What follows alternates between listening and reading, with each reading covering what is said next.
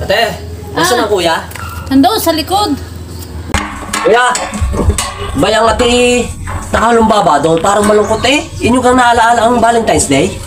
Aba, ay oo naman. Ipinili na namin ng bulaklak. Aming binigyan ng bulaklak. Ay, hindi nyo ikinain sa labas? Ay kakain sana kami.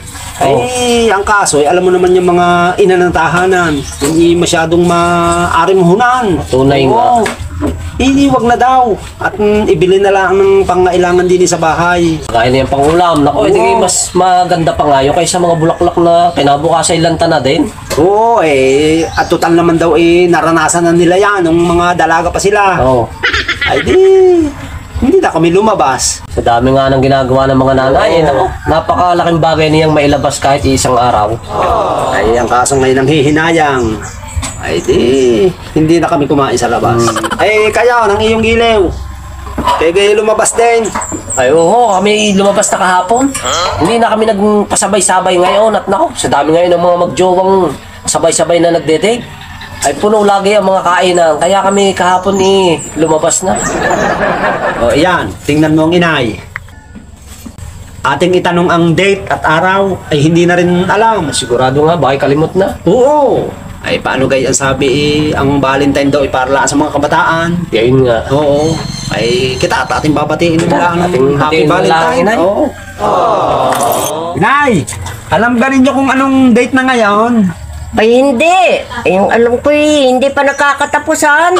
At bakit katapusan lang yung natatandaan? Ay oo. Ay paano doon lang nagpapadala yung mga kapatid. Inay, ngayon ay February 14, araw ng mga puso. Kaya Happy Valentine's sa inyo. Happy Valentine. Salamat sa inyo. Ay, ano bang edad pa kayo huling nakapag-date? Ay di nung dalaga pa. Kasama pa ngayong nanay tuhod. At may chapiro pa. Ay, anong tagal na. Kuya, ano kaya sa palagay mo kung ating bigyan ng inay ng kahit maliit na teddy bear o yung chocolate at bulaklak? Ay naku, napakalaking bagay nun sa inay. Magiging masaya yun. Tunay nga. Kahit pa paano sasaya yun, yung Valentine. Ay, alam mo naman ngayon pag Valentine binibigay mga asawa, jowa. Yan. Ay bihira na, nagbibigay sa inay. Sa magulang. Kita, at ating bibilhan. Inay, surprise! Happy Valentine sa inyo! Yan ang rosas at saka teddy bear. Salamat. Valentine, sinay, ari ang chocolate. Ay, wag lang ang miyat maya at ari nakakataas na sugar. Salamat mga anak. Nag-abala pa kayo.